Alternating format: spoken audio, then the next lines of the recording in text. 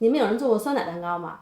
在网上看到了很多酸奶蛋糕的视频，看人家做好像很简单，然后做出来那么完美，也不开裂，也不回缩，怎么到我一做，我感觉那么难啊！我的天哪，怎么这么多问题呀？又是布丁层，又是缩腰，又是开裂，又是湿哒哒的，哎，是不是所有问题都被我遇上了呀？瞧这个，这是我烤的第一个，皮烤的不结实，粘手，一碰就掉。掰开以后，里面就湿哒哒的，吃着特别水的口感。而且有很厚的一层布丁层，我以前做轻乳酪都没有出现过布丁层的问题，就做这个酸奶蛋糕总是布丁层。还有这个刚出炉的时候看着挺好，但是过一会儿表面就塌下来了，而且底部也还是有布丁层。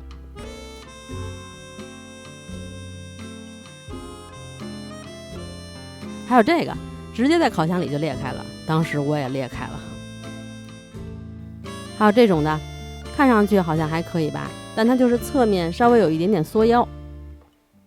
嘿嘿，不过我已经都解决了，看，现在我也可以做出不开裂、不回缩、没有布丁层的酸奶蛋糕了。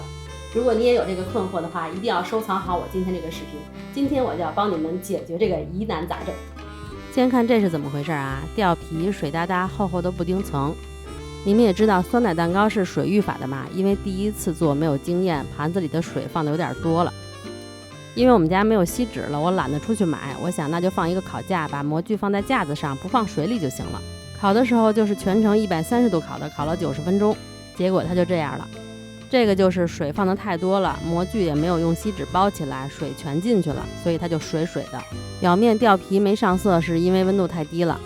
这个时候我还没有找到布丁层的原因，我还在纳闷为什么会有布丁层。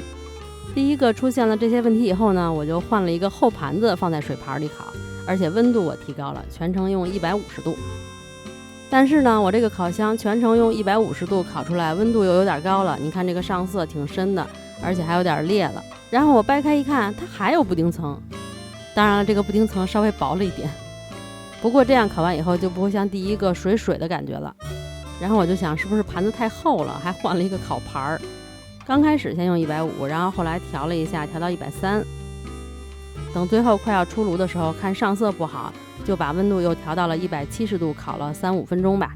这个烤完呢，整体上来看状态还不错，没有开裂，也不会水哒哒的，但是它就是最外圈缩了一点点，然后也还会有薄薄的一层布丁层。还试了一下蛋白打发出不同的状态，有中性发泡的，有湿性发泡的，最后也还是有布丁层。还找了酸奶的毛病，因为最开始用的是这种稀稀的，然后想可能这种不行，就自己做酸奶。其实到这一块我都已经做了好几个了，真的很烦，我都想放弃了。然后我老公就说，反正你做酸奶也要等一天，咱俩干脆去淄博吃烧烤吧。然后我们俩就开车4个半小时去了淄博。淄博小饼也吃上了，小串也吃上了。然后我老公撸串的时候，那个签子不是铁的吗？还把脸给烫了，脸上还留了个印儿。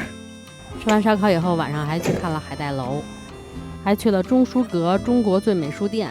这个书店确实挺漂亮的，很适合拍照打卡。第二天早上还去吃了当地人的早餐，焦砖烧饼和牛肉汤。这个烧饼里边有肉馅，香香脆脆的。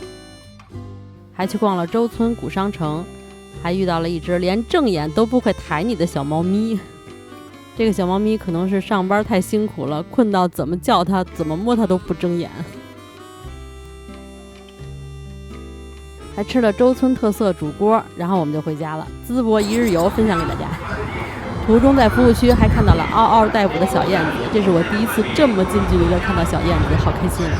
然后我就想一定会有好运的，回家以后我就买了锡纸，又继续做酸奶蛋糕，包了3层锡纸，再烤一个试试。然后我就想到之前看过有人烤轻乳酪蛋糕是先用170度烤的，这次我也大胆尝试一下，先用170度烤30分钟。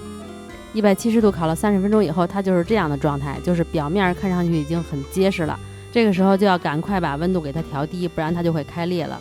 因为我怕温度太高，我就赶快想让它快速下降，给它调到了110度。110度烤了20分钟以后，我又调到了130度，让它继续烤完。烤了80分钟，我感觉差不多了，就给它拿出来了。状态看上去还不错，有一侧稍微有一点点回缩。然后奇迹就发生了，没有布丁层，没有布丁层嘞，没有布丁层，淄博没白去，小串没白吃，换换心情，换换脑子就是不一样。离成功仅差一步，回缩的话肯定是时间不够，再加个10分钟就可以了。看了所有别人的酸奶蛋糕视频，步骤配方都大差不差，但是全部都是成功案例，没有失败案例。经过我这一番折腾下来吧，我的总结就是需要根据自己的烤箱找到合适的烘烤方法。不管你蛋白打发的是中性发泡还是湿性发泡，不管你用的是稀酸奶还是稠酸奶，其实都是可以成功的。但是包锡纸烤确实效果会更好，可以防止水汽进入，包上3层锡纸，底下的水也不要放太多。烘烤模式基本上就是2种，这个是要根据你自己烤箱来调整的。一种是一直用130到150这样的低温烤到完成，最后表面不上色的话，就提高温度到170度烤几分钟，然后出炉。另外一种就是先用170度烤30分钟，然后再调低温度烤到结束，最后也是如果上色不够再加温度烤。那我的烤箱为什么要这样烤呢？我觉得主要还是因为一开始用低温烤的话温度太低了，然后面糊也比较稀嘛，长时间低温加稀面糊，所以就有些材料会下沉，所以就出现布丁层了。那我改变模式，一开始用高温让它赶快定型，不给它材料下沉的时间，然后再转低温烤熟，这样就不会出现布丁层了。如果你们有人跟我一样一直用低温烤出布丁层的小伙伴，那你们可以试试我这个烘烤模式。烤轻乳酪蛋糕也是一样的，也可以用这样的烘烤模式烤，时间基本上是在90分钟左右。温度和时间只能是你去根据你自己的烤箱来调整，别人用多少度烤多长时间跟你其实根本就没有什么关系。如果你烤完以后表面也没有开裂，底部也没有布丁层，就只是侧面稍微有一点点回缩，那就是时间不够，下次再烤加个10分钟20分钟的就行了。烤完以后稍微晾一会儿，等它边上稍微有一点点回缩，这样就可以脱模了。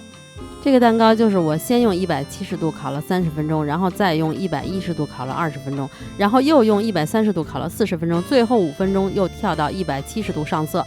哎，真累呀！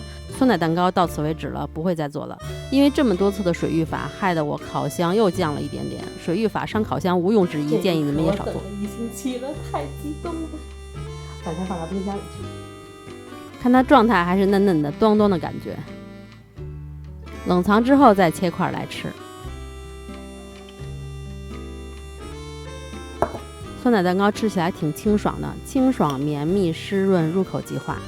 家里人说挺好吃的，我做的这些不管是成功的还是失败的都给他们吃了，让他们拿走了。正好端午节我老公他姐他们回来，全打包带走了。